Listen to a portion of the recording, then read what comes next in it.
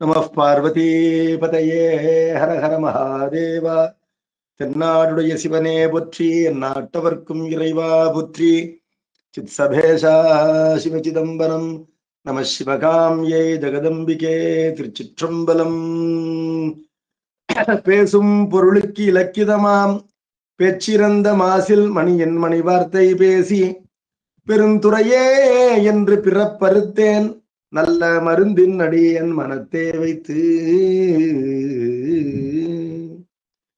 எள்களின்றி இமயவர் கோனை ஈசனை வழிபாடு செய்வாள் போல் உள்ளத்து உள்கி உகந்து உமை நங்கை வழிபடச் சென்று நின்றவா கண்டு வெள்ளங்காட்டி வெருட்டிட அஞ்சி வெறிவி ஓடி தழுவ வெளிப்பட்ட கள்ளக்கம்பனை எங்கள் பிரானை காணக்கள் அடியேன் பெற்றவரே. மதிவளர் சடைமுடி மன்றுளாரை முன் துதிசையும் நாயன்மார் தூய சொன்மலர் பொதிநலன் நுகர்த்தரு புனிதர் பேரவை விதிமுறை உலகினில் விளங்கி வெல்கவே. சிற்றம்பலம். ஆசிரிய பிரமகனார் மாதவ சிவஞான முனிவர் அருளிய காஞ்சி புராணம் பார்த்து கொண்டிருக்கின்றோம். பாயிரத்தை தொடர்ந்து திருநாட்டுப்படலம் பார்த்து கொண்டிருக்கின்றோம். அந்த திருநாட்டுப்படலத்தில நானிலத்தில் வைத்து 5 இணை சிறப்பினை நமக்கு அறிமுகப்படுத்துகின்றார் ஆசிரியர். காஞ்சிபுரம் அமைந்திருக்கின்ற மருத நிலத்தினுடைய சிறப்பு, அவருடைய முக்கியமான தொழிலாகின்ற உழவு தொழில், அதை பற்றி மிகவும் விரிவாக பார்த்தோம். இப்பொழுது அந்த நெல்லும் கரும்பும் விளைகின்ற வயல்கள், அவற்றை சுற்றியுள்ள சோலைகள், அதனுடைய சிறப்பினை இப்பொழுது ஒரு சில பாடல்களாக கூறப்போகின்றார். அந்த பாடல்களை அடுத்து நெய்தல் நிலத்திற்கு வருவார். அதோடு இந்த நானிலங்களுடைய சிறப்பு முடியும். இப்பொழுது 112வது பாடல் திருநாட்டு படலத்துல, கொண்டல் உகுக்கும் ஆவி நிகர்ப்ப குளிர்பாளையே விண்டு முகைக்கும் பைங்கமுகெங்கும் விளையாட்டு மண்டலர் கொங்கைக்கு இடையில நீர் மற்றவர் காணாது அண்டமிசை கொண்டு எய்தி அழிக்கும் வளர் தெங்கு. கொண்டல் என்றால் மேகம், உகுத்தல் என்றால் துளித்தல் அல்லது சொரிதல். மேகங்கள் சொரிகின்ற ஆவி போன்றது எது அப்படின்னு கேட்டா மழை துளி. அந்த மழை துளி நிகர்ப்ப என்றால் மழை துளிகளை போல் காணப்படும் எதுன்னு கேட்டா குளிர்ந்த பைங்கமுகினுடைய பாளை. பாளை என்பது அதனுடைய மடலோடு கூடிய மலர். அதனுடைய அந்த உள்ளரிக்கின்ற முத்து முத்தாக இருக்கின்ற உறுப்புகள்லாம் மேகம் சொரிகின்ற அந்த பனிக்கட்டி மழை, அதனுடைய நீர்த்துளிகளை போல் காணப்படும் என்று அந்த இயற்கை சிறப்பினை கூறுகின்றார். இயற்கை எழிலை பார்த்து கொண்டிருக்கின்றோம். இது நமக்கு ஒரு பெரிய வாய்ப்பு. இயற்கை என்பது இயற்கையிலே இறைவனை காண்கின்ற அந்த தூய உள்ளம் பெரியோர்களுக்கு இருந்தது. நம்ம சம்பந்த பெருமானுடைய தேவார பதிகங்களை படிக்கும் பொழுது ஒரு பாடலிலே பாதி அந்த நிலத்தினுடைய வர்ணனையாகவே இருக்கும். திருவியாற்று தேவாரம் எல்லாம் படிக்கும்போது அப்படித்தான் நமக்கு தெரியுது என்பதனால அதனை நமக்கு புறந்தள்ளாமல் படிக்க வேண்டும். இந்த பாக்கு மரத்தினுடைய பாலை இருக்கின்றதே, அதன்கண் இருக்கின்ற முத்து போன்ற உறுப்புகள் மேகத்தினுடைய ஆவியாகின்ற நீர்முத்துக்களை போல காணப்படும். அது என்ன பண்ணுது? அது விரிந்து, விண்டு என்றால் விரிந்து, அந்த பாலை விரிந்து, முகைக்கும் என்றால் காய்க்கும். அந்த மகரந்தங்கள்லாம் கருவுற்று அது அந்த பாக்கினுடைய காயினை தரும். பைங்கமுகு என்றால் பச்சை நிறம் கொண்டிருக்கின்ற அந்த பாக்கு மரம். எங்கும் என்றால் எல்லாவிடத்தும், அதாவது வயல்களை சுற்றி பாக்கு மரங்களும் தென்னை மரங்களும் காணப்படும். சரி, தென்னை மரத்தை பற்றி அடுத்து சொல்கின்றார். விளையாட்டு வண்டலர் கொங்கைக்கு இடையே இளநீர் மற்று அவர் காணாது அண்டமிசை கொண்டு எய்து அழிக்கும் வளர் தெங்கு. அந்த பாக்கு மரத்தை விட உயரமாக வளர்கின்றது அருகிலே இருக்கின்ற தென்னை மரம். அது என்ன பண்ணுதான் தன்னுடைய குறும்பைகள், அதாவது இளநீர்கள், அவற்றை உயரத்திலே கொண்டு ஒளித்து விளக்கின்றனவா. என்ன காரணம்? ஒரு தற்குறி பெற்றம் விளையாட்டாக சொல்கின்றார். அந்த மருத நிலத்து மடவார் சிறுமிகள் அவர்கள் வண்டல் விளையாட்டு அயர்கின்றார்கள். விளையாட்டு வண்டலர் என்பதை வண்டல் விளையாட்டவர் அரு என்ற அந்த பன்மை விகுதியை விளையாட்டு என்பதோடு சேர்க்க வேண்டும். வண்டல் விளையாட்டவர், அதாவது வண்டல் விளையாட்டு விளையாடுகின்ற மகளிர், அவர்களுடைய கொங்கைக்கு இடை, அவருடைய முனைகளுக்கு இடை என்றால் தோற்று போகின்ற இளநீர். அந்த இளநீர் என்பது தென்னங்குறும்பை. அதனை அது மனம் முடிந்து போய்விடக் கூடாது என்பதற்காக இந்த பெண்கள் பார்க்காத உயரத்திலே கொண்டு போய் அந்த தென்னை மரங்கள் எல்லாம் பேணி காக்கின்றன என்று ஒரு தற்குறி பெற்றம்.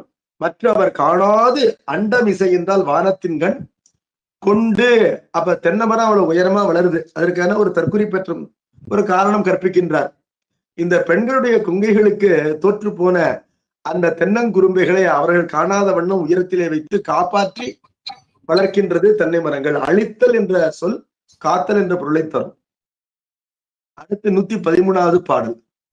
தெற்றையில் வென்றார் தேர்மிசை மேற்போக்கென மென்பூ துற்ற பொதும்பர் துறையின் இனத்தால் செருவேற்று பற்றிய வாவி நீங்குபு பைந்தேனடை கீறி உற்றழு வாழை பொருது உயிர் விண்டார் கதிகாட்டும். செற்று என்றால் பகைவரோடு போரிட்டு, எயில் வென்றார் பகைவருடைய அந்த அரணாகின்ற மதில், அதனை இடித்து அந்த போரிலே வெற்றி கண்டவர்கள். அரணை துகைத்து மதிலை புரட்டி போட்டு வென்றவர்கள். அவர்கள் வெற்றி களிப்போடு திரும்பும் பொழுது அவருடைய தேரின்கண் மேலே போர்த்திய பகைவரிடமிருந்து வென்று பெற்ற பட்டாடைகளை போர்த்தி இருப்பார்கள். அதுல வெண்பட்டாடைகள், முத்து பதித்த வெண்பட்டாடைகளை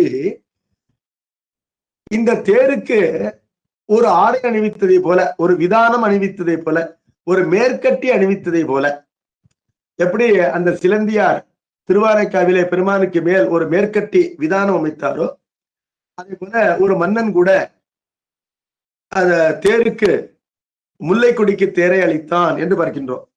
அதே போல இந்த தேருக்கு ஒரு படாம் பொறுத்ததை போல என்ன காணப்படுகின்றது அப்படின்னு கேட்டா, அந்த மருத நிலத்திலே இருக்கின்ற சோலையிலே பூக்கள் பூத்து குலுங்குகின்றன. அதுல வெண்ணிற பூக்கள் மெஜாரிட்டி. அதனால அருகே வந்து பார்க்கும் பொழுதும் தொலைவிலிருந்து பார்க்கும் பொழுதும் அந்த நிலமே பூக்களால் ஆகிய ஒரு போர்வையால் போர்த்தப்பட்டதை போல் காணப்படுகின்றது. அந்த காட்சி போரிலே வென்றவன் தன்னுடைய தேரினை பகைவனிடமிருந்து அபகரிக்கப்பட்ட முத்துக்களால் அமைந்த வெண்பட்டினால் பொருத்தி கொண்டு தேரோட்டி வருவதை போல் காணப்படுகின்றது என்று சொல்றார். சிரமமான ஒரு ஊமை. இனத்தால் செறியேற்று பற்றிய வாவி நீங்குவு. வாழை மீன்கள், வாவி என்றால் குளம், குளத்திலே இருக்கின்ற வாழை மீன்கள்லாம் ஏனைய வாழை மீன்களோடு சண்டை போடுகின்றன. சண்டை போடும் பொழுது துள்ளி வெளியிலேயும் குதிக்கும். அதாவது இன்னொரு வாழை மீனை கடித்து விட்டு தப்புவதற்காக வெளியே குதிக்கும், அல்லது அதனால் கடிக்கப்படாமல் தப்புவதற்காக வெளியிலே குதிக்கும். அவ்வாறு குதிக்கின்ற வாழை மீன் மிக உயரமாக குதிக்கும். அப்படி குதிப்பது கரையிலே இருக்கின்ற மரத்தின் மீது கட்டப்பட்டிருக்கின்ற தேனடை, அந்த தேனடையின் மீது மோதி தேன் ஒழுகும் வண்ணம் அதனை கீறிவிட்டு அந்த வாழை மீனானது அதற்கும் மேலே எழுந்து பறந்து செல்லும். இது எதை போல இருக்கின்றது என்று கேட்டால், ஒரு போரிலே வீரமரணம் அடைந்த அந்த வீரன், அவனுடைய உயிர் என்பது வானுலகத்திலே வீர சொர்க்கம் என்று சொல்லப்படுகின்ற புண்ணிய லோகத்தை நோக்கி செல்வதை போல் காணப்படும் என்று கூறினார். இதுவும் கொஞ்சம் சிரமமான ஒரு ஊமையாகும். 114வது பாடல். போதுகள் மேய நெடுங்கயம் மேவும் புனிற்றுக்கார் மேதியை ஆயிடை வாழை வெகுண்டு விசும்பேரி பாதிவெறின் புறம் உட்குழிய குதி பாய்ந்தாடி மீதுயர் தென்கரையேற உகைக்கும் வியப்பிற்றால். போதுகள் என்றால் அரும்புகள், மலர்கள். அவற்றை மேய என்றால் உண்பதற்காக நெடுங்கயம் மேவும் புனிற்றுக்கார், ஆழமான நீண்ட குளங்களிலே வந்து இறங்குகின்ற இளமை கொண்டிருக்கின்ற கார் மேதி, கரிய நிறம் கொண்ட எருமை. எருமை என்ன பண்ணும், குளத்திலே பூத்திருக்கின்ற தாமரை பூக்களையும் குவளை பூக்களையும் மேயும். அந்த இயல்பு கொண்டவை எருமைகள். அந்த எருமைகளிடத்திலே நாம் வாழ்கின்ற குளத்திலே இவை வந்து துபு துபு என்று இறங்கி கலக்குகின்றனவே என்று கோபம் கொண்ட அந்த வாழை மீன்கள் உயர பறந்த ஆகாயத்தில் ஏறி குளத்திலே இறங்கிய அந்த எருமைகளுடைய முதுகிலே வந்து தாக்கும். எவ்வாறு தாக்கும் என்று கேட்டால், அந்த வாழை மீன்கள் தாக்குகின்ற போர்ஸ், அதனால இந்த கரிய எருமை மாடுடைய முதுகு என்பது பள்ளமாகும். பார்க்கலாம், முதுகின் மீது அழுத்தினால் அந்த முதுகு உள்ளே போகும் மாடுகளுக்கு, நம்ம பார்த்திருக்கிறோம். ஆகவே இந்த எருமை மாட்டினுடைய முதுகு குழியாகும் வண்ணம் அது வேகமாக பாய்ந்து தாக்குகின்றது. அப்படி தாக்கிய உடனே இந்த எருமைகள்லாம் அஞ்சி போய் எவ்வாறு அந்த குளத்திலே இறங்கினவோ அவ்வாறே விறுவிறு என்று கரையிலே ஏறிவிடுமா. இந்த வியப்பான ஒரு காட்சியை அந்த மருத நிலத்திலே நாம் பார்க்கலாம். குளத்திலே இறங்குகின்ற எருமை மாடுகளை விரட்டுகின்ற வாழை மீன்களை பார்க்கலாம் என்பது பொருள்.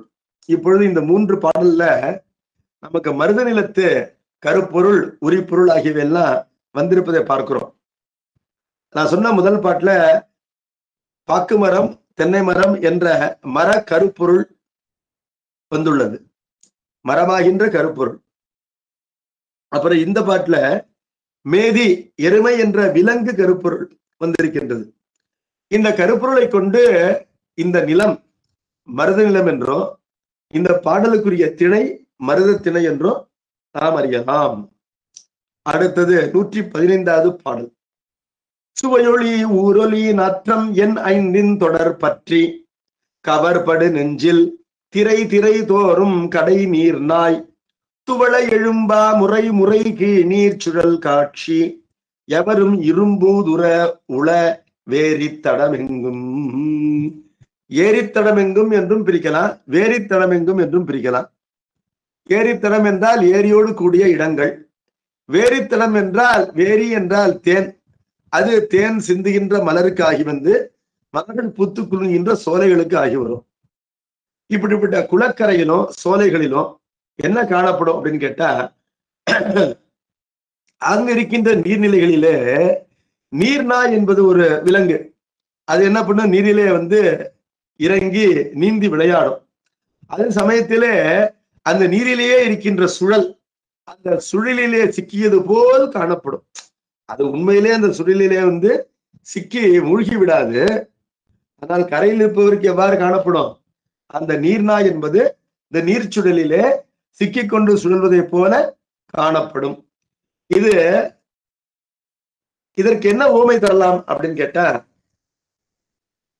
சப்தம் ஸ்பரிசம் ரூபம் ரசம் கந்தம் என்ற 5 புலன்கள், அதாவது இந்திரிய விஷயங்கள், இந்த விஷயங்களிலே சிக்கிக்கொண்டு மனிதருடைய மனம் என்பது எவ்வாறு சுற்றுமோ அவ்வாறு இந்த நீர்நாய்கள் நீர்நிலைகளிலே நீர்ச்சுழலிலே சுற்றி சுற்றி வருவது என்பது காணப்படும் என்று அழகான ஒரு உவமையை சொன்னார். சேக்கிழார் பெருமான் சொல்லும் பொழுது கண்ணப்ப நாயனார் புராணத்துல வேடர்கள் விரித்த வலையிலே பலவிதமான விலங்குகளும் சிக்கும்.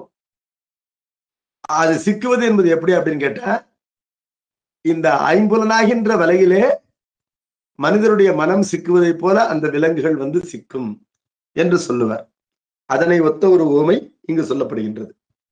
அடுத்தது 116வது பாடல். கரை துரு தன் பூங்காஞ்சிகள் சாகை கரம் ஓச்சி விரைத்த கரும்பை தைவரு தோற்றம் விரிதார் வண்டு இறைத்து எழுதிண்டோள் கேழ்வருடு ஊடும் இளையார் மேல் நிறைத்து அமர் செய்வான் வேள் சிலை பற்றும் நிகழ்விற்றால். மருதத்திணைக்கு உரிய உரிப்பொருள் என்பது ஊடல். அதாவது பரத்தையின்கண் பிரிந்து வந்திருக்கின்ற தலைவன் தலைவி பூப்புற்றுமையை செவ்வணி அணிந்து தோழியர் அறிவித்த காரணத்தினாலோ அல்லது அவள் மகவினை பெற்றெடுத்து அந்த புனித நீங்கி நெய்யாடல் நிகழ்ந்தமையை வெள்ளையணி அணிந்து தோழியர் அறிவித்த காரணத்தினாலேயோ தலைவியை மீண்டும் வந்து கூட வேண்டும் என்ற எண்ணத்திலே பரத்தை காரணமாக பிரிந்து சென்ற தலைவன் அந்த பரத்தையை கைவிட்டு தலைவியிடம் வருவான். அப்பொழுது தலைவி அவனை பள்ளியிடத்து ஊடுவாள். அதுதான் மருத திணைக்கு உரிய உரிப்பொருள். அந்த உரிப்பொருளானது இந்த பாடலிலே நமக்கு அறிமுகப்படுத்தப்படுகின்றது. கரை துரு தன்பூங்காஞ்சிகள். துரு என்றால் நெருங்குதல். அந்த குளக்கரைகளிலே நெருங்கி இருக்கின்ற குளிர்ந்த அழகான காஞ்சி என்ற ஒரு மரம், அந்த காஞ்சி என்ற மரமானது ஒரு ஆற்றினுடைய கரையிலே திரும்ப காணப்பட்ட காரணத்தினாலே அந்த ஆறு காஞ்சி என்று சொல்லப்பட்டது. அந்த காஞ்சி என்ற ஆற்றங்கரையில் தான் கோவை மாநகரத்தில் இருக்கின்ற பேரூர் என்ற திருத்தலம் அமைந்திருக்கின்றது என்று அந்த புராணம் கூறுகின்றது. காஞ்சி என்ற அந்த மரம் என்பது ஒரு மருத நிலத்திற்கு உரிய மரக்கருப்பொருள். அந்த காஞ்சி என்ற மரம் என்ன செய்யுமா, அதனுடைய கிளைகளாயின்ற கைகளினாலே பக்கத்திலே இருக்கின்ற வாசனை வீசுகின்ற கரும்பு வயலிலே உயர வளர்ந்திருக்கின்ற அந்த கரும்பு பயிரினை தடவும். இந்த தடவுகின்ற தோற்றம் எப்படி இருக்குன்னா, கரும்பாகின்ற வில்லினை கையிலே மன்மதன் எடுத்துக்கொண்டதை போல் காணப்படும். காஞ்சி மரம் என்பது மன்மதன் போல் காணப்படுகின்றது. அதனுடைய கிளையாகின்ற கரம் மன்மதனுடைய கை போல் காணப்படுகின்றது.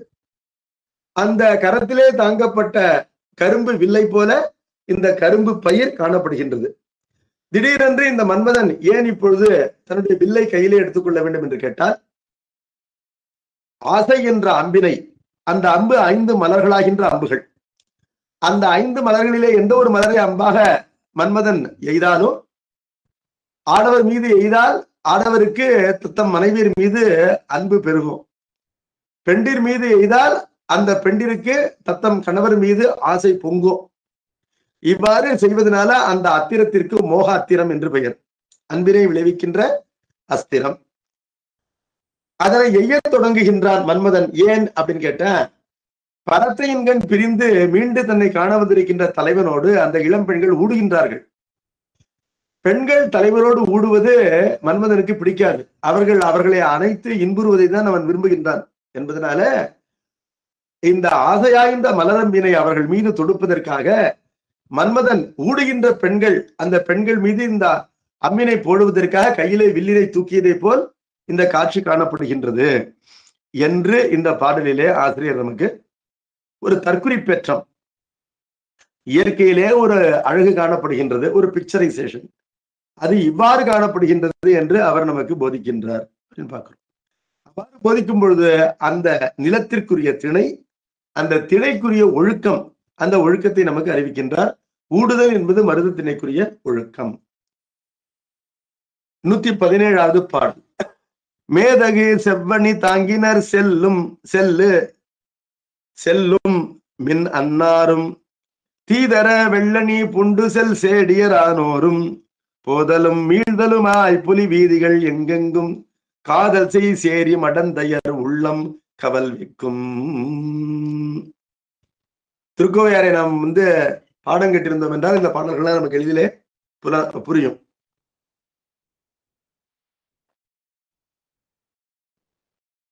மேதகு என்றால் மேன்மைக்கு உரிய, செவ்வணி தாங்கினர் செல்லும் மின் அன்னாரும். தாங்கினர் என்பது முற்றச்சம், தாங்கினர் செல்லும் என்றால் தாங்கி செல்லும். அது முற்று வினை முற்றாயிருந்தாலும் எச்ச பொருளை தருகின்றது.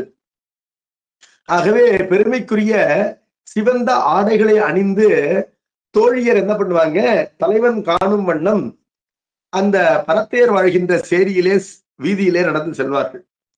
இது தலைவனுக்கு எதனை அறிவிக்கும் என்று கேட்டால், தலைவி இல்லத்திற்கு விலக்காக பூப்புற்றிருப்பதை அறிவிக்கும். நம்முடைய மரபு, நம்முடைய கடப்பாடு என்ன சாத்திரங்கள் கூறுவது என்னன்னு கேட்டா, இந்த பூப்படைந்த பெண்ணினை பூப்பிலிருந்து சில நாட்களுக்குள்ளே தலைவன் கூடினால் மகப்பேறு நிச்சயம் என்று அதற்குரிய சாத்திரங்கள் கூறுகின்ற காரணத்தினாலே அவன் இந்த கடமை பற்றி, மகவினை பெறுகின்ற கடமை பற்றி தலைவியை காண்பதற்கு மீண்டு வருவான். அவன் அவ்வாறு வர வேண்டும் என்பதை, அந்த கடமையை அவனுக்கு அறிவிப்பதற்காக தலைவியினுடைய தோழியர் என்ன செய்வார்கள், அந்த பரத்தேர் வாழ்கின்ற சேரியின் வழியே, வீதி வழியே சிவந்த ஆபரணங்களையும் சிவந்த ஆடைகளையும் அணிந்து செல்வார்கள். அவ்வாறு செல்வது செவ்வனி தாங்கி செல்லுதல் என்று கூறப்படும். தலைவி பிள்ளை பெற்று அந்த பிரசவத்தீட்டு நீங்கிய அளவிலே அவள் நெய்யாடல் செய்வாள். நெய்யாடல் என்றால் தலைக்கு எண்ணெய் வைத்து தேய்த்து குளித்தல். அதாவது நாம் வீட்டிற்கு புறம்பாக இருக்கின்ற தீட்டு நீங்குவதற்கு எண்ணெய் தேய்த்து குளிக்க வேண்டும் என்பது நம்முடைய மரபு. சாதாரணமா குளிச்சா பத்தாது. அப்பொழுது அந்த புனிறு நீங்கும் வண்ணம் அவள் நெய்யாடல் செய்து விட்டாள் என்பதை அறிவிப்பதற்கு வெள்ளனை அணிந்து செல்வார்கள். வெள்ளையாடை, வெள்ளை அணிகலன்கள் அணிந்து செல்வார்கள். இதுவும் தலைவனுக்கு அவருடைய கடமையை குறிக்கின்றது. என்ன, அந்த தாயையும் சேயையும் அவன் கண்டு ஆதரிக்க வேண்டும் என்ற அந்த கடமைப்பாட்டினை அவனுக்கு அறிவுறுத்துகின்றது. இவ்வாறு செவ்வனை அணிந்தும் வெள்ளனை அணிந்தும் அவ்வப்பொழுது இந்த தோழியர் அந்த பரத்தேர் சேரி வழியாக செல்லும் பொழுது அந்த பரத்தேருடைய உள்ளமெல்லாம் கலங்கும். என்ன காரணம், இதுகாரம் நம்மிடத்திலே ஆடல் பாடலிலே மகிழ்ந்து தங்கி இருந்து நமக்கு இன்பம் செய்து அன்பினை காட்டிய தலைவன் தன்னுடைய கடமை காரணமாக நம்மை விட்டு பிரிந்து போவான் என்று பிரிவினை கருதி அந்த பரத்தேருடைய உள்ளமானது கலங்கும் என்ற செய்தியை இந்த 117வது பாடல் நமக்கு சொல்கின்றது. அடுத்த பாடல், தசும்புரள் கொங்கையொடு எம்பெருமான் மகிழ் தன் பாசூர் விசும்பை உறிஞ்சே மதில் திருவல்லம் விரைச்சந்தேன் அசும்பு தடம்பொழில் ஏனைய வைப்பும் அனந்தஞ்சூழ் பசும்பனை மாமருதத்து எழில் யார் பகர்கிற்பாரே. தசும்பு என்றால் குடம், உரள் என்பது ஒரு ஓம உருபு சொல், போன்ற என்பது பொருள். குடம் போன்ற கொங்கை கொண்டிருக்கின்ற எம்பெருமான், இந்த பெருமாட்டி காமாட்சி அம்மையார், அவளோடு கூடியிருக்கின்ற பெருமான், அவர் மகிழ்ந்து உரைகின்ற குளிர்ந்த பாசூர் என்ற திருத்தலம் என்று இந்த மருதநிலத்தில் இருக்கின்ற தலங்களை நமக்கு அறிமுகப்படுத்தி மருதநில சிறப்பினை முடிவுரை செய்கின்றார். திருப்பாசூர் அருமையான தலம். திருவள்ளூர் என்ற ஊரிலிருந்து 5 கிலோமீட்டர் தொலைவில் இருக்கின்றது. திருத்தணி செல்கின்ற அந்த முக்கிய சாலையிலே இருக்கின்றது. அந்த திருப்பாசூரை அடுத்து சிறிது தூரம் போய்தான் திரு ஆலங்காட்டிற்கு நாம் இடப்புறமாக பிரிய வேண்டும். திருப்பாசூருக்கு என்ன சிறப்பு அப்படின்னு கேட்டா, அறிந்த வரையிலும் பாடல் பெற்ற தலங்களிலே மூலத்தானத்திலே வைரம் பாய்ந்த மூங்கிலே பெருமானுடைய மூல திருமேனியாக இருக்கின்ற தலங்கள் 2. ஒன்று திரு நெல்வேலி, இன்னொன்று திருப்பாசூர். அவ்வண்ணம் வைரம் பாய்ந்தன என்ன அர்த்தம் அப்படின்னு கேட்டா, பாசிலைஸ் ஆகிவிட்ட மரம். மரம் என்பது மரமாக இல்லாமல் பல்லாயிரக்கணக்கான வருடங்களாக உறைந்து போய் கல்வடிவம் பெற்றுவிட்டது, பாசிலைஸ் ஆயிடுச்சு. ஆகவே அதை பார்த்தால் சிலை, சிலை என்றால் வடமொழி சொல், அதற்கு கல் என்பது தமிழிலே பொருள். அவ்வாறு தோன்றும், ஆனால் உண்மையிலே அது மரம் அங்கனம் ஆகி இருக்கின்றது. அவ்வாறு பனை மரம் மூலத்தான லிங்கமாக இருக்கின்ற அந்த திருத்தலம் தான் திருப்பனந்தாள். அந்த பெருமானுடைய காட்சி அருகிலே சென்று கண்டால் மிகுந்த வியப்பினை தரும் காட்சியாக இருக்கும். அதே போல இங்கு திருப்பாசூரிலே பெருமான் மூங்கிலே பெருமானாக, பெருமான் மூங்கிலிடத்திலே ஆவிர்பாவம் செய்திருக்கின்றார். படைப்பு அனைத்தையும் தன்னுடைய இலிங்கமாக கொள்ளக்கூடிய கருணை கொண்டவன் கடவுள். கடவுளால் படைக்கப்பட்ட உலகம் அவனை நமக்கு காட்டும். அந்த பெருமானை காட்டுகின்ற குறிதான் லிங்கம். லீனம் அர்த்தம் அனேன கமயத்தே இது லிங்கம். மறைந்திருக்கின்ற கடவுள் இதனால் வெளிப்படுகின்றான் என்பதனால அந்த குறிக்கு லிங்கம் என்று பெயர். அப்படி பார்க்கும் பொழுது உலகிலே எதுவுமே பெருமானை வெளிப்படுத்தக்கூடிய குறிதான். என்ன காரணம்னா, பெருமானுடைய திருவுருள் கலப்பு என்பது படைப்பு முழுவதும் ஓதஷ்ச புரோதஷ்ச, குறுக்கிலும் நெடுக்கிலும் அமைந்திருக்கின்றது வேதங்கள் கூறுகின்ற அந்த சொற்றொடரின்படி என்பதனால பெருமான் ஆங்காங்கு வெளிப்படுகின்றான். ஒரு ஆப்பிலே வெளிப்பட்டான் திரு ஆப்பனூரிலே, அது ஒரு மரம் வெட்ஜ், அதுல வெளிப்பட்டான். அதே போல இங்கு வைரம் பாய்ந்த மூங்கிலே பெருமானுடைய திருமேனியாக இருக்கின்றது. திருநெல்வேலியிலும் அவ்வாறு இருக்கின்றது. அதோடு கூட மூங்கில் என்பது இந்த தலத்திற்கு விருட்சமாகவும் அமைந்திருக்கின்றது. இந்த தலத்திற்கு பல சிறப்புகள் உண்டு. தொண்டை நாட்டிலே பெருமானுக்கு வலப்பால் அம்பாள் திருக்கோயில் கொண்டிருக்கின்ற தலம் இந்த திருப்பாசூர். ஏனைய தலங்களில் எல்லாம் பெருமானுக்கு இடப்பால் கோயில் கொண்டிருப்பாள் அம்பாள். திருப்பாசூரில் மட்டும் மோகனாம்பாள் என்கின்ற அந்த தங்காதலி என்று சொல்லப்படுகின்ற அந்த அம்பாள் பெருமானுக்கு வலப்பால் இடம் கொண்டிருக்கின்றாள். பெருமாட்டிக்கு மோகனாம்பாள் தங்காதலி என்ற பெயர் 2 தலங்களிலே உண்டு. ஒன்று திருப்பாசூர், இன்னொன்று திருப்பெண்ணாகடம் என்று பார்க்கின்றோம். இப்பொழுது பெருமானுக்கும் பெருமாட்டிக்கும் இடையிலே இருக்கின்ற பகுதியிலே ஒரு கணபதி சபை என்று ஒன்று இருக்கின்றது. 11 விநாயகப் பெருமானுடைய மூர்த்தங்கள் ஒன்று சேர்ந்து ஒரு மீட்டிங் போட்டதை போல ஒரே இடத்திலே அமர்ந்து பேசிக் கொண்டிருப்பதை போல ஒரு அரிய காட்சியானது இந்த திருக்கோயிலிலே இருக்கின்றது. இந்த திருக்கோயிலுக்கு இன்னும் பல சிறப்புகள் உண்டு. இந்த திருக்கோயிலுக்கு சம்பந்த பெருமான் காந்தார பண்ணிலே ஒரு பதிகமும், அப்பர் பெருமான் ஒரு திருத்தாண்டமும் ஒரு திருக்குறுந்தொகையும் அருள் இருக்கின்றார். அப்பர் பெருமான் திருநேசை திருவிருத்தம் எல்லாம் அருள் இருக்கின்றார் என்று சேக்கிழார் பெருமான் கூறுகின்றார். அவை நமக்கு கிட்டவில்லை. இதுல அப்பர் பெருமானுடைய திருப்பாசூர் திருத்தாண்டகத்துல ஒரு பாடல் மிகவும் முக்கியமானது. அதை சொல்கின்றேன். புத்தியினால் சிலந்தியும் தன் வாயின் நூலால் பொதுப்பந்தர் அதை இழைத்து சருகான் மைந்த சித்தியினால் அரசாண்டு சிறப்பு செய்ய சிவகணத்து புகப்பெய்தார் திரளான் மிக்க வித்தகத்தால் வெள்ளானே வில்லான்பு விரவியவா கண்டு அதற்கு வீடு காட்டி பக்தர்களுக்கு இன்னமுதாம் பாசூர் மேய பரஞ்சுடரை கண்டு அடியேன் உய்ந்தவாரே என்று அந்த திருவானைக்கா அற்புதத்தை இந்த திருப்பாசூரிலே வந்து நினைவு கொண்டு பெருமான் சிலந்திக்கு மறுபிறவி அளித்து அது இந்த உலகினை சிறப்பாக ஆட்சி செய்து பிறகு திருக்கையிலே சிவகணத்திலே வந்து சேருமாறு அருள் செய்தான்.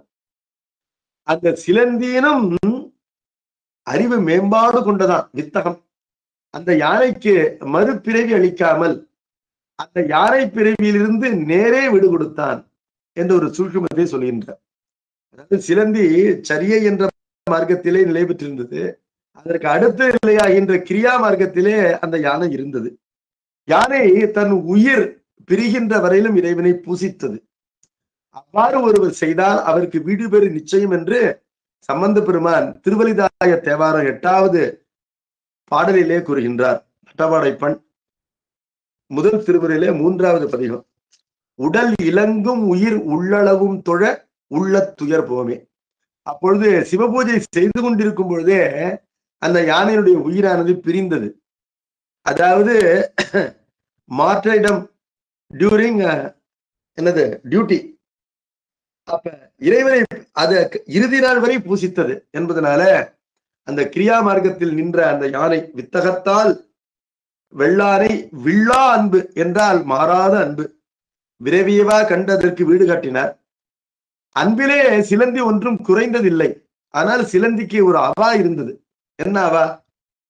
பெருமானுடைய திருமுடி மீது அது தன்னுடைய வாய் எச்சலினாலே ஒரு பொதுப்பந்தர் இழைத்தது.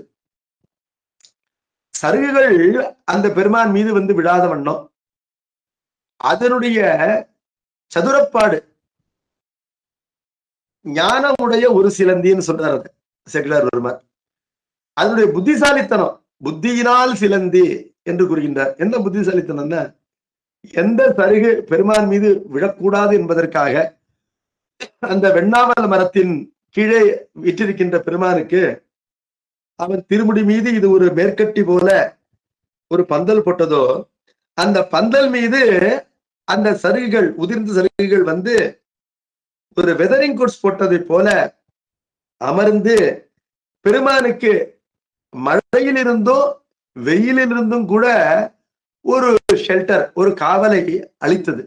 அதான் அந்த சிலந்தியினுடைய புத்திசாலித்துவம். அதை அப்பர் பெருமான் பாராட்டுகின்றார்.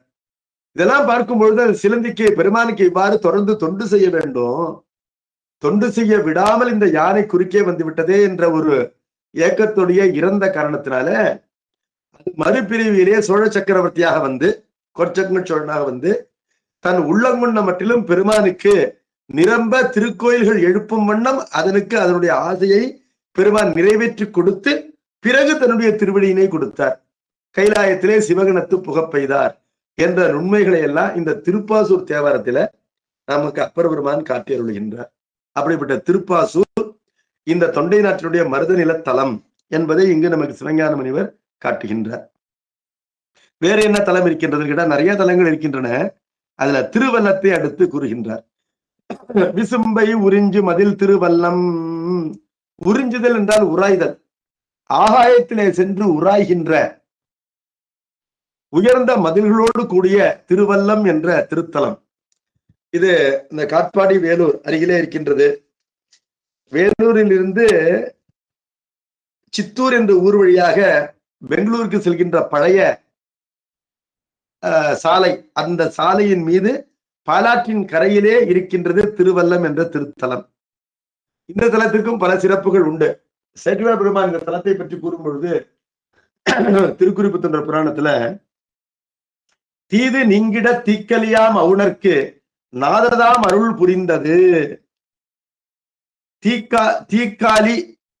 தீக்கலி என்று ஒரு அவுணன், அசுரன், அவன் சிறந்த சிவபக்தன். அவன் இந்த பகுதியை ஆண்டு வந்தான். அவனுக்கு இறைவன் நிரம்ப அருள் செய்த காரணத்தினாலே இந்த ஊர் தீக்காலி வல்லம் என்று பெயர் பெறுகின்றது. அப்பர் பெருமானுடைய கேத்திர கோவை திருத்தாண்டகம், அறிவு திருத்தாண்டத்துல எல்லாம் தீக்காலி வல்லம் என்று அவர் பயன்படுத்தியத பல நூல்களிலே பிழையாக சீர்காழி வல்லம் என்று பிரித்து போட்டிருப்பார்கள். தீக்காலி வல்லம் என்று இருக்க வேண்டும். அந்த ஊருக்கு அது பெயர். சீர்காழி என்று கூறவே கூடாது. சீகாழி தான். காழி என்பது பெயர், ஸ்ரீ என்பது திரு என்ற அடைமொழி. அது சி என்று தமிழிலே ஆகும். ஆகவே சீகாழி பதிதான். தேவாரத்துல சீர்காழி என்ற சொல்லாட்சி கிடையாது. அப்ப அந்த இடம் எல்லாம் தீக்காலி வெள்ளம் என்று மாற்றிக்கொள்ள வேண்டும். இந்த தீக்காலி வெள்ளத்துல இன்னொரு சிறப்பு சொல்றார். நல்வினை பயன் செய் மாதர் தோன்றிய மரபுடை மறையவர் வல்லம். இந்த மருத நிலமே அந்தணர்கள் அதிகமாக வாழ்கின்ற பகுதி. என்ன காரணம்? குறிஞ்சி நிலத்திலோ முல்லை நிலத்திலோ நெய்தல் நிலத்திலோ அந்தணர்கள் இல்லை என்பதில்லை. அவர்கள் அங்கும் உண்டு. இருந்தாலும் அவர்கள் அதிகமாக வாழ்வது மருத நிலத்தில் தான். இது நமக்கு என்ன காரணம்னு நமக்கு தெரியும். தொல்லை நான்மறை முதல் பெரும் கலை ஒலி துவன்றி இல்லறம் புரிந்து ஆகுதி வேள்வியில் எழுந்த மல்கு தன்புகை மழை தரு முகிர்குலம் பரப்பும் செல்வமோங்கிய திருமறையவர் செழும் பதிகள் நிரம்ப உள்ள பகுதி மருத நிலம் என்பது சேக்கிழார் பெருமானுடைய தீர்ப்பு. அதுல இந்த திருவல்லத்தில ஒரு அந்தணர் இருந்தார். அவருக்கு தொடர்ந்து பெண் பிள்ளைகளே பிறந்தனர். 7 பெண் பிள்ளைகள் பிறந்தார்கள். பெருமானிடத்திலே போய், பெருமானே எனக்கு ஒரு ஆண்மகவு வேண்டுமேன்னு கேட்டார். பெருமான் சொன்னார், இந்த பிறவிலே உனக்கு ஆண்மகவு கிடையாது, இனி எத்துணை முயன்றாலும் உனக்கு பெண்மகவு தான் பிறக்கும்னு சொல்லிட்டார். உடனே அவர் என்ன நினைச்சாரா, பெருமானுடைய அருளினாலே பிறந்த இந்த பெண் மக்களை நான் பெருமானுடைய தொண்டிற்கே அளிக்கின்றேன் என்று சொல்லி கோயில் பிணா பிள்ளைகள் என்று நீங்கள் கேள்விப்பட்டிருப்பீர்கள். திருவெம்பாவையில கோயிலுக்கென்று கொடுக்கப்பட்டவர்கள். அவ்வாறு கொடுக்கப்பட்டவர்கள் எல்லா ஜாதிக்காரர்களும் உண்டு. பெருமானுக்கு தொண்டு செய்ய வேண்டும், திருமணம் செய்து கொண்டு வாழ தேவையில்லை என்று கருதி ஒரு தாயும் தந்தையும் தங்களுடைய பிள்ளையை கோயிலுக்கு கொடுப்பது என்பது உண்டு. அவ்வாறு கொடுக்கப்பட்ட பெண்கள் அவர்களெல்லாம் சேர்ந்து ஒரு மரபினை அமைத்தார்கள். அதுதான் பதியிலார் மரபு என்று சொல்லப்படும். அந்த மரபு என்பது என்னன்னா, தகப்பன் இல்லாமல் யாரும் பிறக்க முடியாது. ஆனால் கணவன் இல்லாது வாழலாம் இல்லையா, திருமணம் செய்து கொள்ளாமல். ஆகவே திருமணம் செய்து கொள்ள விரும்பாமல் பெருமாருக்கு தொண்டு செய்கின்ற பெண்டில் அவ்வாறு தான் இருக்க வேண்டும் என்றுதான், அவ்வாறு பெருமானுடைய அருளுக்கு உரிய ஒருவருக்குத்தான் தான் உரியவன் என்பதை கருதி சங்கிலியார் தாய் தந்தையரிடத்திலே என்னை கொண்டு போய் திருவொற்றியூரிலே விட்டுவிடுங்கள் என்று சொன்னார். அப்படிப்பட்ட பதியிலார் மரபிலே தான் தோன்றினார் பறவையார். இப்பொழுது இவ்வாறு கோயிலுக்கு அளிக்கப்பட்ட பெண்கள் திருமணம் செய்து கொள்ளக்கூடாது என்று தடை ஒன்றும் இல்லை. அவர்கள் பெருமானுடைய தொண்டிற்கென்று அளிக்கப்பட்டவர்கள். பெருமானுடைய விருப்பப்படி அவருடைய விதிப்படி அவர்களுக்கு திருமணம் நேர்தலும் கூடும் என்பதனை நாம் பறவையாருடைய அந்த புராணத்தை கொண்டு அறிகின்றோம். பறவையார் பதியிலார் மரபிலே தோன்றியிருந்தாலும், பதி என்றால் கணவன், கணவன் இல்லாத பெண்கள் என்ற மரபிலே தோன்றியிருந்தாலும் கூட அவர் நம்பியாரூரை விரும்பி கணவனாக பெற்றார் என்பதனால இந்த உண்மைகளை நாம் அறிகின்றோம். இவர்கள் தான் கோயில் பிணாப்பிள்ளைகள் என்று கூறப்படுபவர்கள். தான் பெற்ற 7 பெண்களையும் கோயிலுக்கு இந்த அந்தனர் அளித்து விட்டார் என்ற பெருமை அந்த திருவல்லத்தினுடைய பெருமை. அதனை சேக்கிழார் பெருமான் இங்கு கூறுகின்றார். அந்த திருவல்லம் என்பது இன்னொரு பெருமை கொண்டது. என்ன அப்படின்னு கேட்டா, அந்த திருவல்லத்துல ரிஷபதேவர் வேறு, நந்தியம் பெருமான் வேறு. ரிஷபதேவருக்கு எங்கேயுமே பிறப்பு சொல்லப்படல. அவர் வேதத்தில் இருந்தே பெருமானுடைய உருவத்திலே இருப்பவர், விடைக்கொடியிலே இருப்பவர். அவர் யாருன்னு கேட்டா, பிறப்பில்லாத உயிர் தான் அது. உயிருக்கு உண்மையிலே பிறப்பு கிடையாது.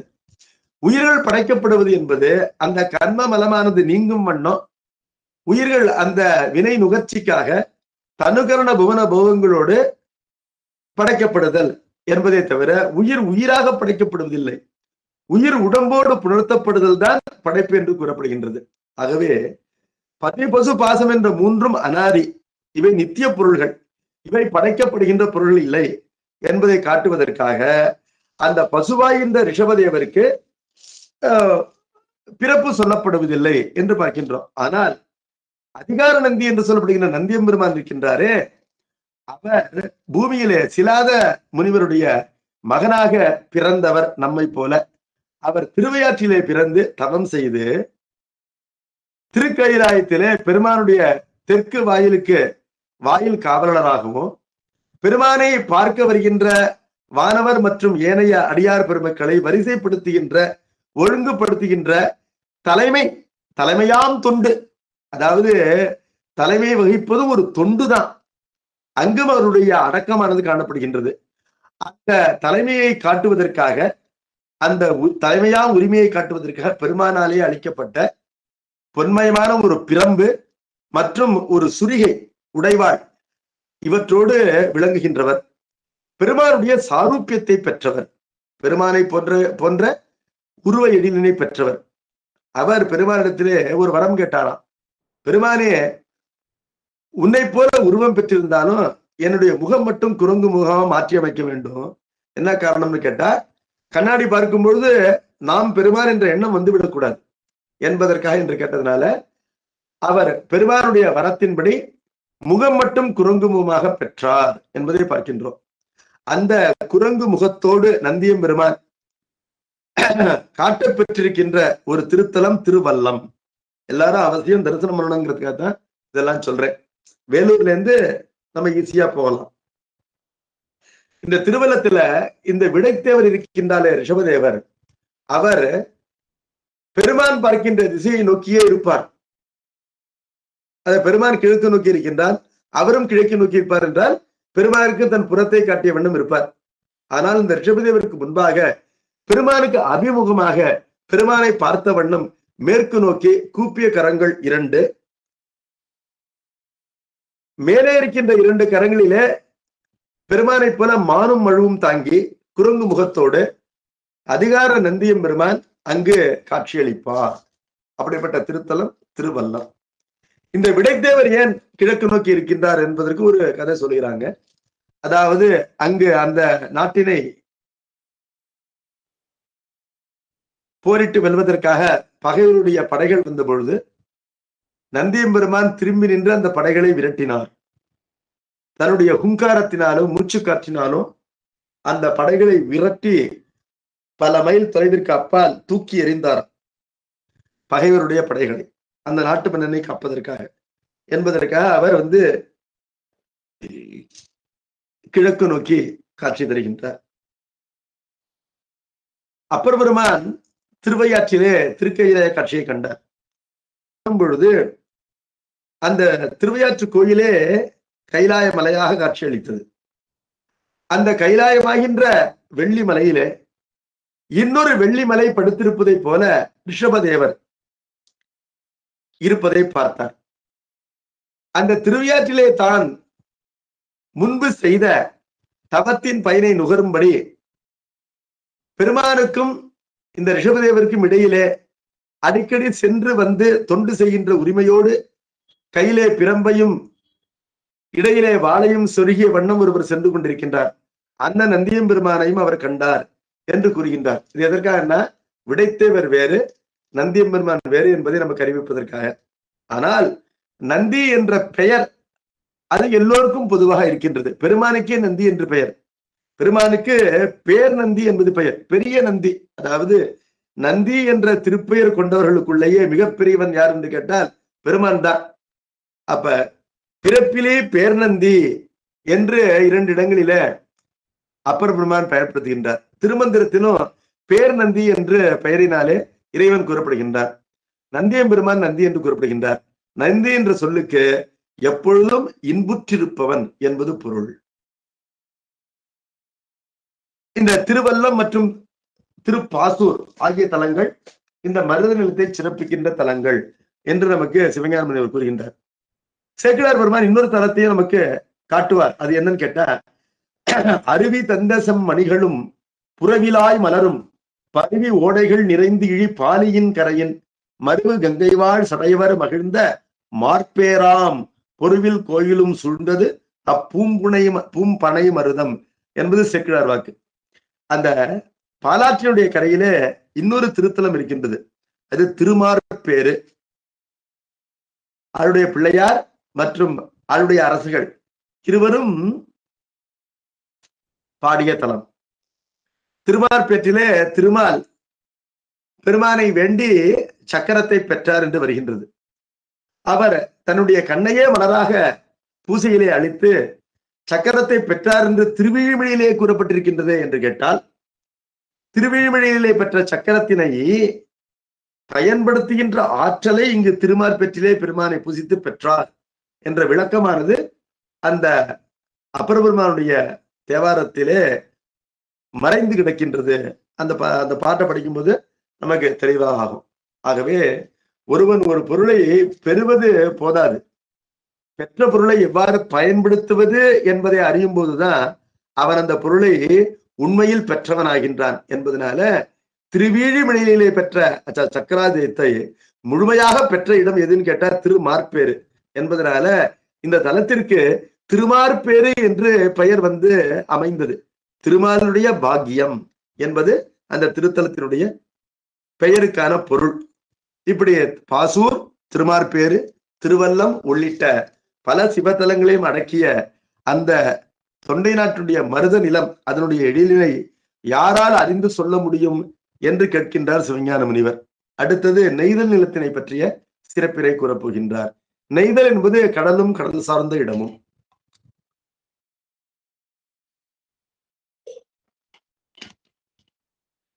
அம்மருத வைப்பினை அடுத்த கழி நெய்தல் மம்மர் விட ஆலமர நிற்குதவு மாற்றால் நம்மினமென பொய்மொழி நாடியுரை கைதை சும்மய அளக்கருடு சூழ்ந்துறவு கொள்ளும். இது ஒரு தற்குறி பெற்றான், அழகான தற்குறி பெற்றான். நெய்தல் நிலம் அது எதனால் அடையாளப்படுத்தப்படுகின்றது அப்படின்னு கேட்டா, நீண்ட கழிகளினாலே அடையாளப்படுத்தப்படுகின்றது. கழின உப்பங்கழி. இன்றைக்கும் மலையாள தேசத்திலே காயல் என்று கூறுகின்றார்கள். கழி என்பது பொதுவாக அலை நின்று போன கடற்பகுதி. சமுத்திர ஜலம் நிற்கும், ஆனா அலை இருக்காது. ஆனால் அதே கழி என்பது பல மைல் அளவிற்கு நீளமாக கூட சில நேரங்களிலே தென்படும். அப்பொழுது அந்த கழியிலே அலைகள் தோன்றும் என்பதையும் நாம் உணர வேண்டும். அம்மருத வைப்பிறை அழகான மருத நிலத்தினை அடுத்து அதனை அடுத்து காணப்படுவது கழி நெய்தல். கழி நெய்தல் என்பது கழியினால் அடையாளப்படுத்தப்படுகின்ற நெய்தல் நிலம். நெய்தல் நிலத்தை எவ்வாறு ஒருவன் அடையாளம் கண்டு கொள்ளலாம்? கழிகள் எங்கு தோன்றுகின்றனவோ அங்கிருந்து கிழக்கே போய்கொண்டே இருந்தால் நெய்தல் நிலம்தான். ஆகவே கழிதான் அதற்கான அடையாளம். அந்த நெய்தல் நிலத்திலே சமுத்திரத்தை ஒட்டி இருக்கின்ற சோலைகளுக்கு கானல் என்று பெயர். ஒவ்வொரு நிலத்தினுடைய சோலைகளுக்கும் வெவ்வேறு பெயர். மருத நிலத்து சோலைகளுக்கு பொழில் என்று பெயர், முல்லை நில சோலைகளுக்கு புறவு என்று பெயர். இப்ப நெய்தல் நில சோலைகளுக்கு கானல் என்று பெயர். இந்த கானலாகின்ற சோலைகளிலே கைதை என்று சொல்லப்படுகின்ற தாழம்பூ தான் நிறைய காணப்படும். தாழம்பூ ஏன் கடற்கரையில போய் உறவு கொண்டதுன்னு கேட்டா, இனம் இனத்தோடு சேரும். என்னைக்குமே நாம் இனம் அல்லாதோடு சேர்ந்திருந்தால் அந்த கூடா நட்பினாலே நமக்கு கஷ்டம்தான். நல்லவர் தீய இனத்திலே சென்று சேர்ந்தால் அந்த நல்லவருக்கு கஷ்டம். தீயவர் நல்லவர் இனத்திலே சென்று சேர்ந்தால் அந்த தீயவருக்கு கஷ்டம். நல்லா புரிஞ்சுக்கணும். இனம் என்பது ஒரு கூட்டம். ஒருவர் நல்லவராய் இருந்து கொண்டு பல தீயர் இருக்கின்ற இடத்திலே போய் நட்பு கொண்டால் நல்லவங்களுக்கு கஷ்டம். ஒரே ஒரு தீயவர் பல நல்லவர் இடத்திலே போய் மாட்டிக்கொண்டா அந்த தீயவருக்கு கஷ்டம். உண்மையா பண்ண முடியாது. எப்ப பார்த்தாலும் திருமுறை பாராயணம் பண்ணணும்பாங்க, எப்ப பார்த்தாலும் கோயிலுக்கு போனோம்பாங்க, எப்ப பார்த்தாலும் உழவாரம் பண்ணணும்பாங்க. இவங்களை இஷ்டப்படி சீட்டு விளையாடுறதுக்கு, தம் அடிக்கிறதுக்கு, செல்லு நோன்றதுக்கு எல்லாம் விட மாட்டாங்க. அப்பொழுது அந்த தீயவருக்கு கஷ்டம். ஆகவே அவரவர் தமக்குரிய இனத்தை தேர்ந்தெடுக்க வேண்டும். இந்த கைதை தாழம்பூ இருக்கே, அது பெருமானோடு பகை கொண்டது. எப்படி பகை கொண்டதுன்னு கேட்டா, திருமாலும் பிரமனும் அடிமுடி தேடிய பொழுது அடி காண முடியவில்லை என்று 1000 சதுர்யுகங்கள் தேடிய பிறகு திருமால் ஒத்துக்கொண்டு பெருமானுடைய திருவடியிலே விழுந்து சரணாகதி பண்ணிட்டார். ஆனால் பிரமன் தன்னுடைய தோல்வியை ஒத்துக்கொள்ள மனம் இல்லாமல் என்ன செய்யலாம் என்று யோசித்துக் கொண்டிருக்கும் பொழுது, அன்னப்பறவையாகின்ற பிரமன் மேலே பறந்து சென்று தோற்று போனவன் ஆரம்பித்த இடத்திற்கே வரலாம் என்று கீழ்நோக்கி வரும் பொழுது அவன் கண்ணெதிரிலே ஒரு தாழம்பூ விழுந்து கொண்டிருந்தது. அந்த தாழம்பூவை கையில பிடிச்சு, நீ யாரு, எங்கேருந்து வரன்னு கேட்டார். தாழம்பூ சொன்னது, நான் பெருமானுடைய சடையிலிருந்து வருகின்றேன், என்னைக்கு புறப்பட்ட அப்படின்னு கேட்டார். என்னைக்கு புறப்பட்டேன்னு எனக்கு தெரியாது, நான் பல யுகங்களாக பெருமானுடைய சபையிலிருந்து நிர்மால்யமாக விழுந்து கொண்டிருக்கின்றேன், இன்னும் விழுந்து கொண்டே இருக்கின்றேன் அப்படின்னு சொன்னது. அப்படி அது உண்மையை சொல்லியும் கூட பிரமனுக்கு புத்தி வரல. அந்த பிரமன் என்ன சொன்னார், நான் உன்னை பெருமானுடைய சடையிலிருந்து வாங்கி எடுத்ததாக நீ எனக்காக ஒரு பொய் கூற வேண்டும் என்று கூறினார். இந்த தாழம்பூ அதற்கு ஒத்துக்கொண்டது. இவ்வாறு அது ஒத்துக்கொண்டு பொய் சொன்னது. பொய் சொன்னதுனால தாழம்பூவிற்கோ பிரமதேவனுக்கோ எந்த நல்ல பயனும் விளையவில்லை. பொய் சொன்ன அந்த கணமே அந்த லிங்கோத்பவராக இருக்கின்ற பெருமான், அந்த பெருமானுடைய லிங்கத்திலிருந்து இந்த பிரமதேவன் பயப்படும் வண்ணம் சிரித்து கொண்டு பைரவர் வந்தார். பைரவர் என்றால் மிகுந்த அச்சத்தை தருவர் என்பது பொருள். இந்த பைரவதேவர் இந்த நான்முகனுடைய 5 முகங்களிலே எந்த முகம் இவ்வாறு பெருமானை கண்டு இந்த நிர்மால்யத்தை எடுத்தேன் என்று பொய் கூறியதோ அந்த தலையினை கிள்ளி விட்டார். ஏனைய 4 முகங்களும் அஞ்சி நடுங்கும் வண்ணம் கிள்ளினர். அதாவது அவர் கிள்ளுவதற்கு முன்பாக நான்முகனுக்கு 5 தலைகள் இருந்தன என்பது பொருள். அவர் கிள்ளிய பிறகுதான் அவன் நான்முகனாக ஆனான். ஆகவே ஐமுகனை நான்முகனாக செய்தார் பைரவர். அவ்வாறு செய்யும் பொழுது 5 முகங்களிலே பொய் கூறிய முகத்தை மட்டும்தான் தன்னுடைய நகத்தினாலே கிள்ளினார், கை நகத்தினாலே கிள்ளினார் என்று திருவாசகம் கூறுகின்றது நமக்கு, இல்லையா? அந்த திரு உந்தியாரிலே நாம் இந்த செய்தியை கேட்கின்றோம்.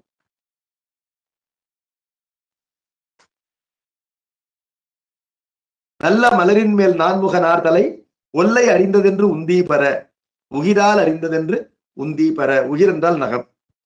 இப்பொழுது நான்முகன் இவ்வாறு தண்டிக்கப்பட்டான். ஆகவே பொய் கூறி எந்த பயனையும் அடையவில்லை. அப்பொழுது அவன் தண்டிக்கப்பட்டதே அவன் பொய் சொன்னான் என்பதற்காக என்று பொய் வெளிச்சமானது.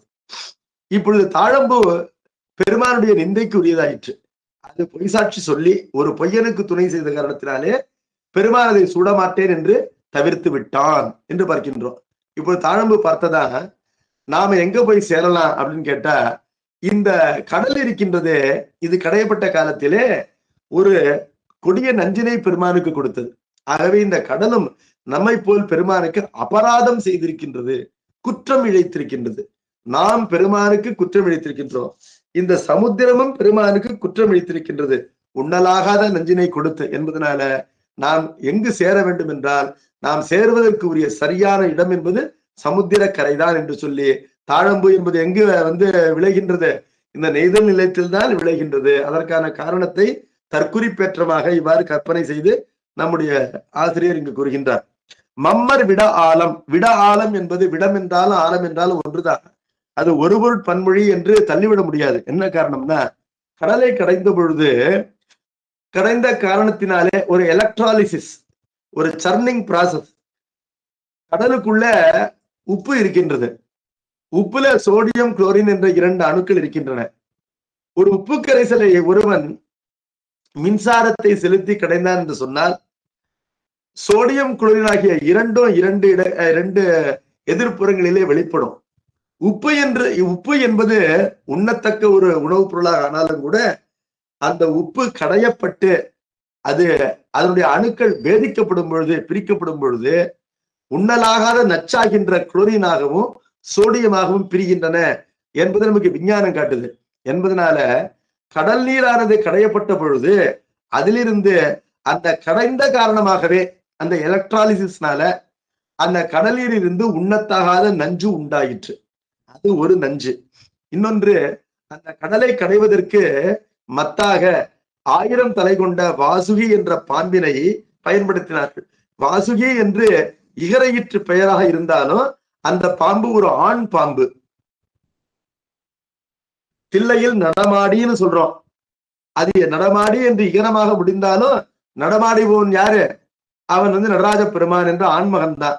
அதை போல இந்த வாசுகிங்கிற பாம்பு இருக்கிற, அது அந்த நோவு தாங்காமல் அந்த பாம்பை மந்திரமலையை மத்தாக போட்டு பாம்பினை அந்த மலையினை கடைய பயன்படுத்துகின்ற தாம்பு கயிறு போல அந்த பாம்பினை சுற்றி முன்னும் பின்னுமாக எண்ணில்லாத அசுரர்களும் தேவர்களும் பிடித்து கடைந்தால் அந்த பாம்புக்கு உடம்பு நோகாதா?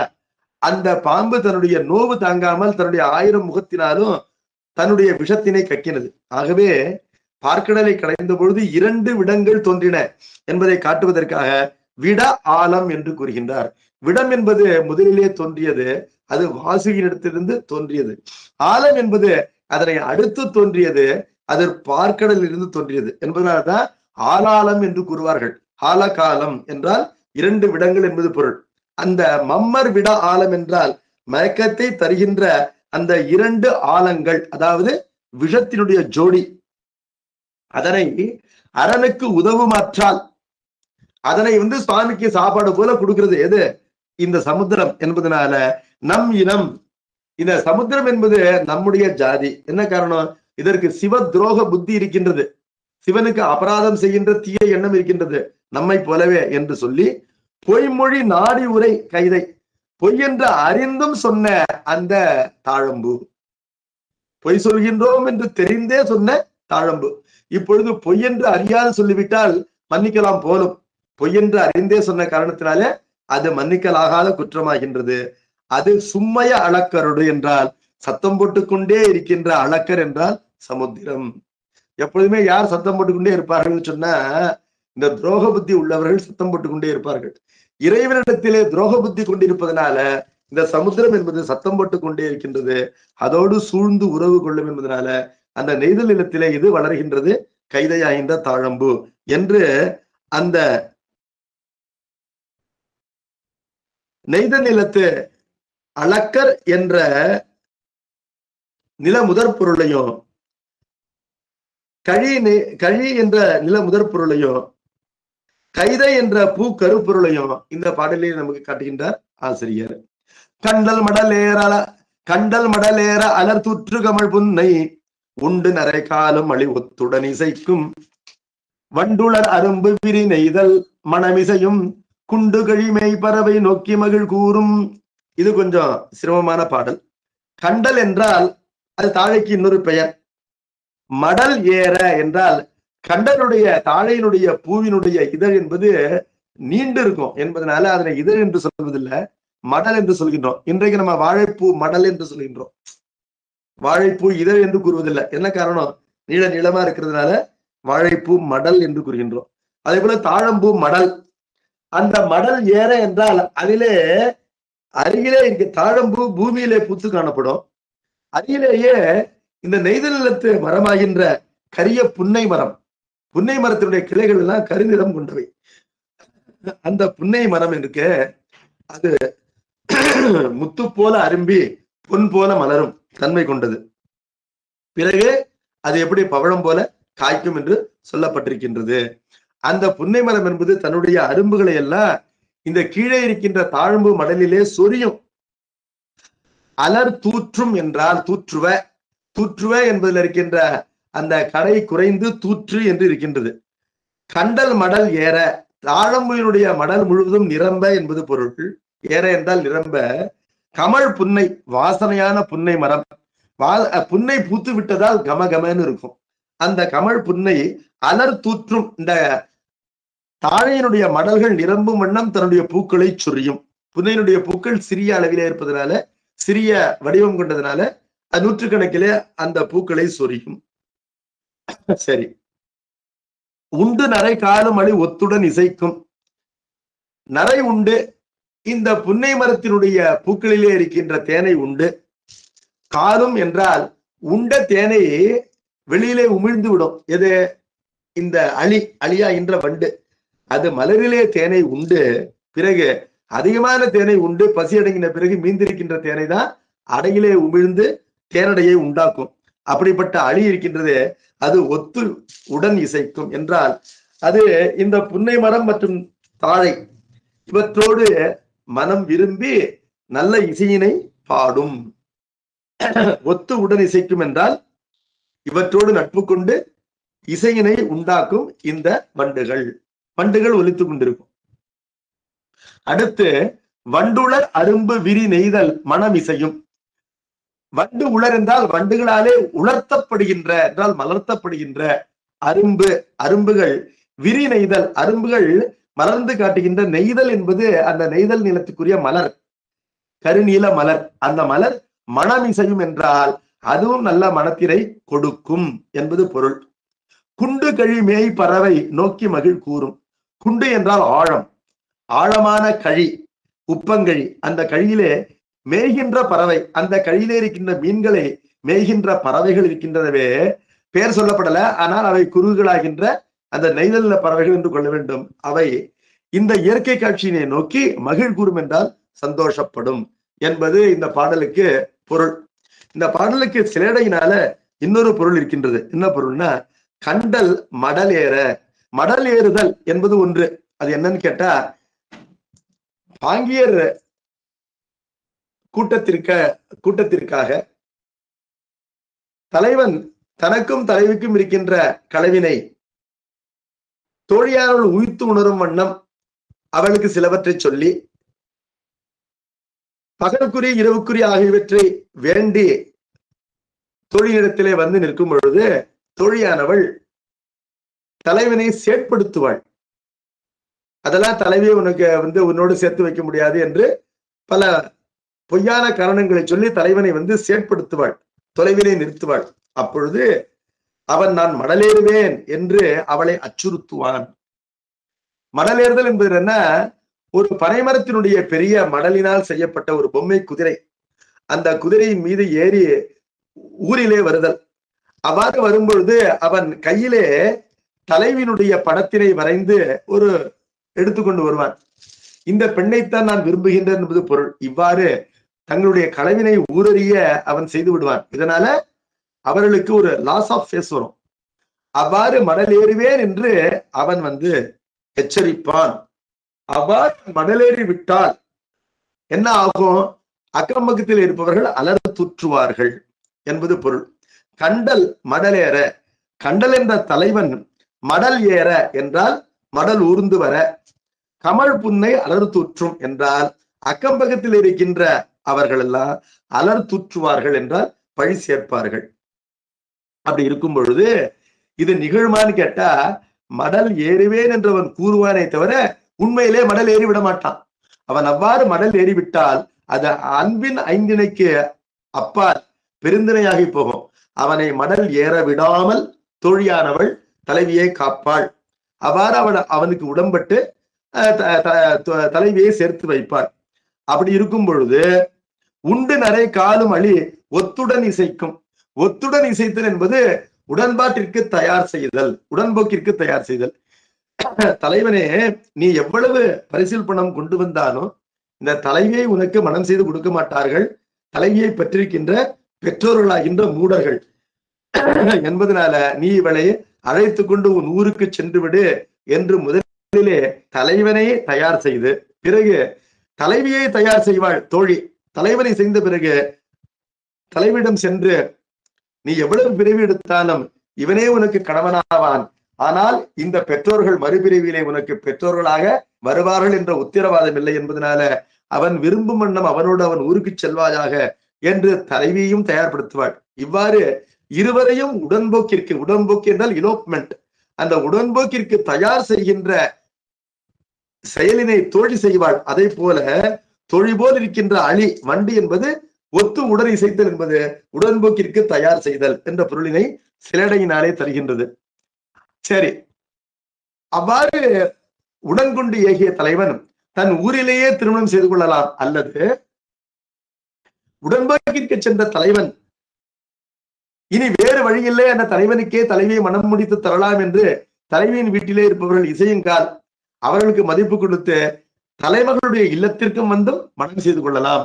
அவ்வாறு அவன் மனம் செய்து கொள்ளும் பொழுது அந்த நெய்தல் இருக்கின்றதே, நெய்தலாகின்ற பூ அதற்கு மனம் இசையும் என்று சொன்னால் மனம் செய்து தரும். ஆகவே நெய்தல் என்பது தலைமகளுடைய பெற்றோரை போல் இங்கு அந்த தலைமகளை தலைவனுக்கு மனம் செய்து கொடுக்கின்றது என்ற ஒரு சிலடை பொருள் இதிலே காணப்படுகின்றது. இப்பொழுது ஒரு கல்யாணம் நடக்குதுன்னா ஒவ்வொருத்தருக்கும் ஒவ்வொரு மாதிரி சந்தோஷம்.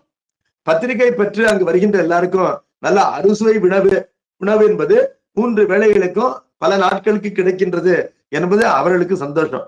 இந்த பறவை போன்றிருக்கின்ற சுற்றத்தார்களும் அந்த ஏனையோர்களும் ஊர் மக்களும் இந்த திருமணத்தை நோக்கி களி கூறுவார்கள் என்றால் நல்ல உணவினை உண்டு மகிழ்வார்கள் என்று அந்த ஒரு சிலேடை பொருளும் இந்த பாடலிலே அமைந்திருக்கின்றது என்பதை பார்க்கின்றோம். தொடர்ந்து வருகின்ற வகுப்பிலே நெய்தல் நிலத்தினுடைய சிறப்பினை பார்ப்போம். நம பார்வதி பதையே, ஹரஹர மகாதேவா, சித் சபேஷா சிவ சிதம்பரம், திருச்சிற்றம்பலம்.